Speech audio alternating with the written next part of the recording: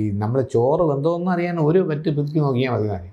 അയാൾ first scene അഭിനയിക്കുന്നത് എന്താ പറയുക, ശോഭനയും ഞാനും കൂടെ ഉള്ള ഒരു നൈറ്റ് സീൻ. മഴയത്ത് പുള്ളി വന്നിട്ട് ഹൈ മോളെ അമ്മ എന്ത് ചെയ്യേ എന്നാണ് ചോദിക്കുന്ന സീനുണ്ട്.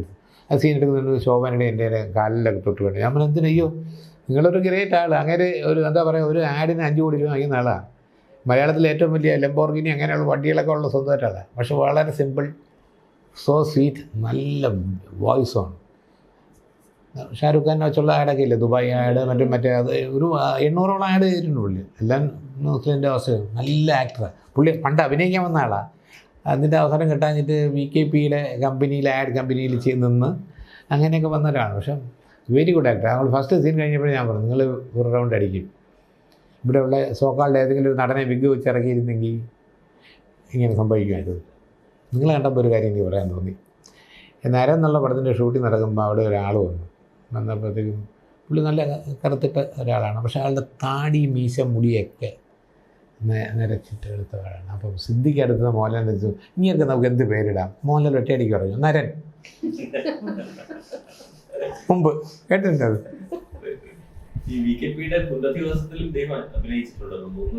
ചെറിയ വേഷങ്ങളിലൊക്കെ അറിഞ്ഞിരുന്നു.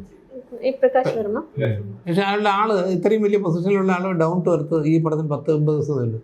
ഇങ്ങനെ ഒരു വീഡിയോ ആദ്യം എടുത്തത് ഇയാളാണ് ഈ റോൾ ചെയ്യുന്നത്. ജോർജ് സാറിൻ്റെ റോളെന്ന് പറഞ്ഞിട്ട് രഞ്ജിത്ത് തന്നെ കാണിച്ചത്. നമ്മൾ അസാധ്യമായിരിക്കുന്നില്ലോ, അഭിനയിക്കണമെന്നേ തോന്നില്ല. അതാണ് വേണ്ടത്. എന്താണ് അഭിനയം ചോദിച്ചാൽ അഭിനയിക്കണം തോന്നരുത്. ചിലരുണ്ടല്ല ഞെട്ടുന്ന സീനൊക്കെ നമുക്ക് മനസ്സിലാവും ആർട്ടിഫിഷ്യലാണ്. തമിഴിൽ അത് പറഞ്ഞ് ഡയറക്ടേഴ്സ് പറഞ്ഞ് ചെയ്യിക്കാം. അവിടെ അത് ആവശ്യമുണ്ട്. അമ്മ അങ്ങനെയല്ല, അമ്മ കണ്ണ് പെരിശി ചേർക്ക്. ഓക്കെ അതാണ് അവിടെ ഓക്കെ വയ്ക്കുന്നത്. ഇവിടെ അങ്ങനെ തന്നെയാണോ തമിഴ്? ഒരുപാട് മാറ്റങ്ങളുണ്ട്. ബെസ്റ്റ് സിനിമകളില്ല, റബ്ബർ പന്ത്, മറ്റേത് മറിക്കുന്ന ഒരുപാട് നല്ല സിനിമകൾ തമിഴിൽ. ആ കാലം അങ്ങനെയായിരുന്നു. ഏതൊരു സിനിമയിലെ ജയറാം ഇത് ആക്ച്വലി അഭിനയിച്ച് കാണിക്കുന്നുണ്ട്. മലയാളത്തിൽ ഇങ്ങനെ അമ്മ എന്ന് പറഞ്ഞാൽ മതി, തമിഴിലാണെങ്കിൽ അമ്മ എന്ന് പറഞ്ഞ. അല്ല, ഞാനത് അഭിനയിക്കുന്നവരെ മാത്രം പറയല്ല, അവരുടെ കൾച്ചർ അങ്ങനെയാണ്. ഉദാഹരണം, ഒരു മരിച്ച വീട്ടിൽ ചെന്ന് കഴിഞ്ഞാൽ നിങ്ങൾ നോക്കണം, ഇവിടെയുള്ളവർ ഇങ്ങനെ ഇരുന്ന് കരഞ്ഞുകൊണ്ടിരിക്കും. അവിടെ നെഞ്ചിലിട്ട് അടിയും തറയിൽ കിടന്നുള്ളൂ. കൊണ്ടുപോകുമ്പോൾ ഡാൻസ്, ചെണ്ടമേളം, ഓവറാണ് അവർ എല്ലാ കാര്യത്തിലും. ലൗഡാണ്. അതാണ് 80 വർഷത്തെ സിനിമാ ജീവിതം. അത് എങ്ങനെ തിരിഞ്ഞു നോക്കുന്നു, അതിനെങ്ങനെ വിലയിരുത്തും, അതിൻ്റെ ഒരു അനുഭവം എന്താണ്? തിരിഞ്ഞു നോക്കിയിട്ട് കാര്യമില്ല, കൈവിട്ട് പോയി. കാര്യം 50 വർഷം ഇന്നലത്തെ പോലെ പെട്ടെന്ന് കഴിഞ്ഞു പോയി. പക്ഷേ ഇപ്പോഴത്തെ കൂട്ടൊരു ഈസി അല്ലായിരുന്നു എൻ്റെ ഒരു ഫിലിമിൻ്റെ. ഒന്നത് എൻ്റെ കുടുംബത്തിലോ ആരെങ്കിലും കലാകാരന്മാരായിട്ടോ അല്ലെങ്കിൽ സിനിമയിലോ നാടകത്തിലോ ഒന്നുമില്ല. എൻ്റെ തന്നെ ആഗ്രഹം കൊണ്ട് ഭാഷയും വഴിയൊന്നും പറഞ്ഞിടത്ത് ഞാൻ മദ്രാസിൽ ട്രെയിനിൽ ചെന്ന് ഇറങ്ങി പൂനെ ഇൻസ്റ്റിറ്റ്യൂട്ട് ഇൻ്റർവ്യൂവിന് പോയി പരാജയപ്പെട്ട് തിരിച്ചു വന്നു.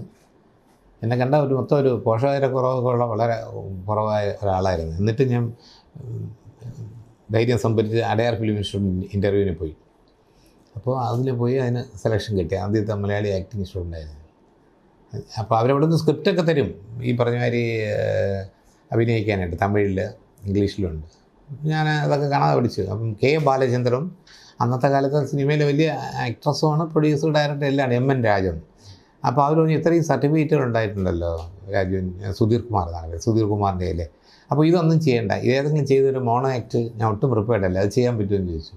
ഞാൻ ചെയ്യാമെന്ന് പറഞ്ഞു. അപ്പോൾ തന്നെ അവർ you are selected to the screen test എന്ന് പറഞ്ഞു. എന്നെ അപ്പോഴെടുത്തു. പിറ്റേ ദിവസം ഞാൻ എൻ്റെ പ്രിൻസിപ്പളിനെ പോയി കണ്ടു. ഞാൻ സാർ, ഞാൻ പ്രീഡിഗ്രി ഡിസ്കണ്ടിന്യൂ വന്നതാണ് സാർ, എങ്ങനെയെങ്കിലും. അല്ല, നിങ്ങൾ ഈ പറയുന്ന കാര്യം അല്ലല്ലോ, നിങ്ങളുടെ ഫിലിം അന്നത്തെ സൈസ് വെച്ചിട്ട് 35 ഇരട്ടി വലുതായിട്ട് കാണാനില്ല. മൈന്യൂട്ട് എക്സ്പ്രഷൻസിൽ പോലും നമ്മൾ വാച്ച് ചെയ്യും, ആൾക്കാരും വാച്ച് ചെയ്യും. അപ്പോൾ അത് കഴിഞ്ഞിട്ട് എല്ലാം പറയാൻ പറ്റുള്ളൂ എന്ന് പറഞ്ഞു. അങ്ങനെ ആ ഇൻ്റർവ്യൂ കഴിഞ്ഞ് ഞാൻ വന്നു. കുറേ കഴിഞ്ഞപ്പോൾ എനിക്ക് കാർഡ് വരെയാണ് സെലക്ട് ചെയ്തത്. ഭയങ്കര സന്തോഷമുള്ളൊരു ദിവസമായിരുന്നു. വീട്ടിൽ റെഡിയായിരുന്നു വിടാനായിട്ട്? സിനിമ പഠിക്കാൻ പോവാന്നൊക്കെ പറയുന്നത് അന്ന് വളരെ അങ്ങനെയല്ല. ഞാൻ മോഡൽ സ്കൂൾ പഠിക്കുമ്പം 8ാം ക്ലാസ് പഠിക്കുന്ന നാടകങ്ങൾ അഭിനയിക്കുമ്പോൾ കണ്ടിന്യൂസ് 3 കൊല്ലം ബെസ്റ്റ് ആക്ടറായിരുന്നു. അവിടുത്തെ ആർട്സ് ക്ലബ് സെക്രട്ടറി ആയിരുന്നു. അപ്പം ഞാൻ ഇതാണ് എൻ്റെ റൂട്ടെന്നൊക്കെ പറയും.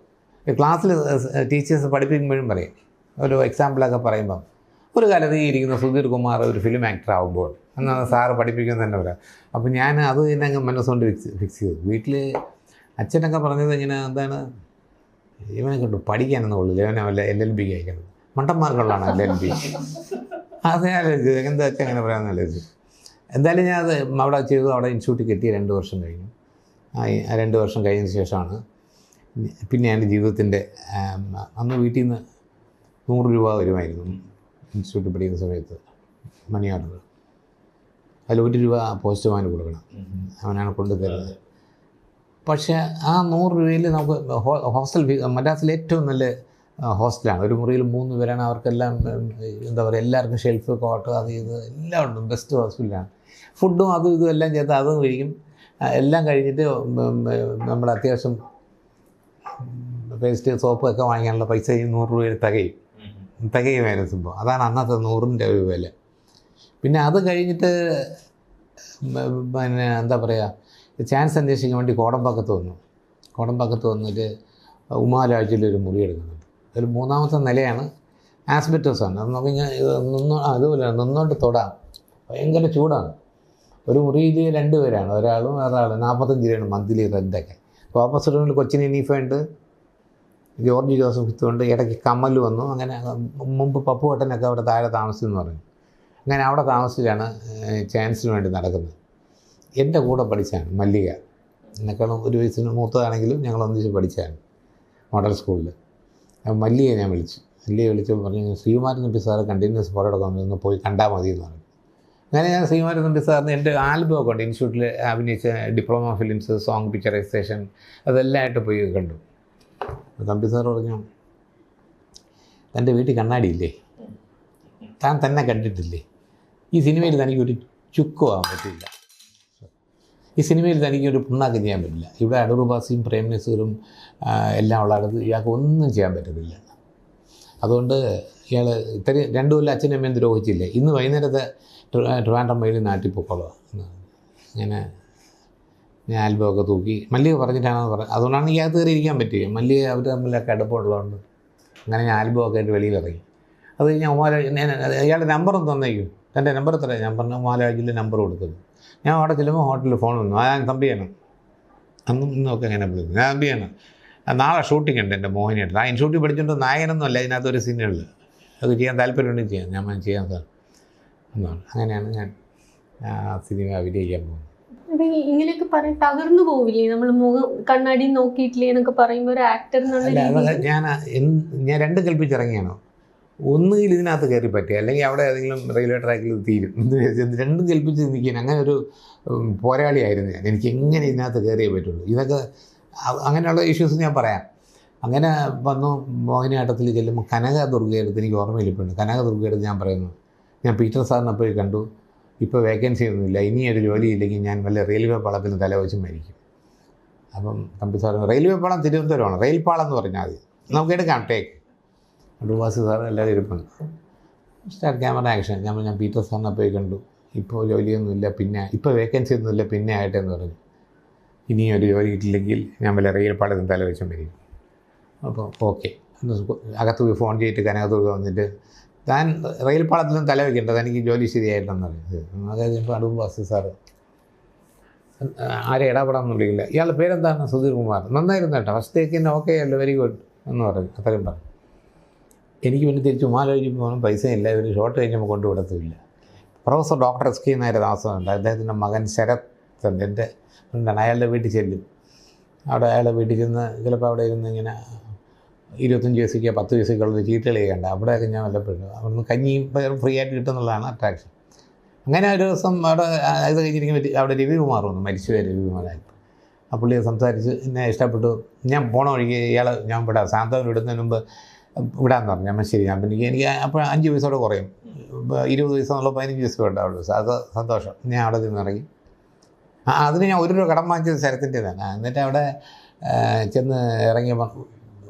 എൻ്റെ ഒരു ഫ്രണ്ടിനാണ് ഞാൻ പരിചയപ്പെടുന്നത്. ഞാൻ മനസ്സിലായി. അവിടെ ചെന്ന് കോളിംഗ് ബെല്ലടിച്ചു വന്നിറങ്ങുന്നു. സാക്ഷാൽ കമലഹാസൻ. ഞാൻ ഞെട്ടി.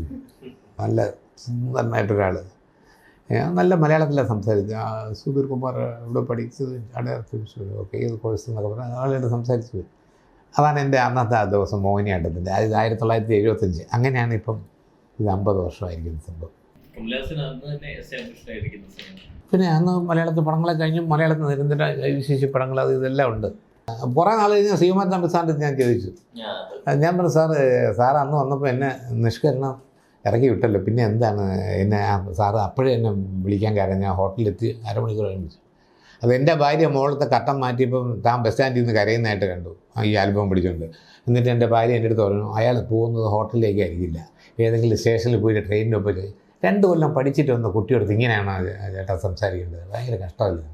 പുള്ളി പറഞ്ഞു ഞാൻ ഒന്ന് പേടിച്ചു, ഇനി ഇയാൾ ഇതുവല്ലം ചെയ്തോളാം, താൻ ചാവാതിരിക്കാൻ വേണ്ടി എഴുതി ഉണ്ടാക്കിയ സീനാണ് പറഞ്ഞു. ശരിക്കും കരഞ്ഞിരുന്നോ? കരയുമായിരുന്നു? കരഞ്ഞു പോകില്ലേ?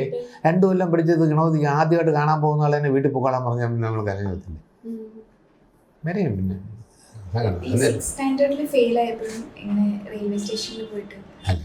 അതിന് വേറെ ആളെ നോക്കണം, കടലിൽ ചേട്ടാനാ മതി. ഞാനും KG കോമ്പിനേഷൻ ആളുണ്ട്.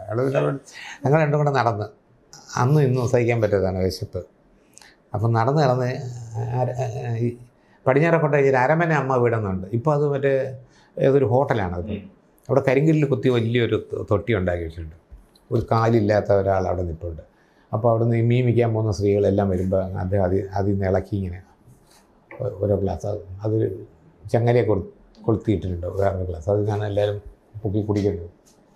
അപ്പോൾ അവിടെ എത്തിയപ്പോൾ എനിക്കങ്ങ് വേർത്ത് വെയിൽ കൊണ്ട് ചൂട്. ഞാൻ പറഞ്ഞിട്ട് നമുക്കൊരു കാര്യം ചെയ്യാൻ പോലെ, പക്ഷേ ഒരു ചാൻസ് കൂടെ നോക്കാം, ഇല്ലെങ്കിൽ നമുക്ക് 2 പേർക്കും അടുത്ത പ്രാവശ്യം ഇവിടെ വന്ന് വലിയ പാലത്തിൽ ചാടാം, അപ്പോൾ മോര് പിടിച്ചിട്ട് വീട്ടിൽ പോകുന്നു. അങ്ങനെ ആദ്യത്തെ ആത്മഹത്യാ ശ്രമം പോയി, പാളിപ്പോയി. പിന്നെ രണ്ടാമത്തത് ആത്മഹത്യയാണെന്ന് തോന്നിയില്ല.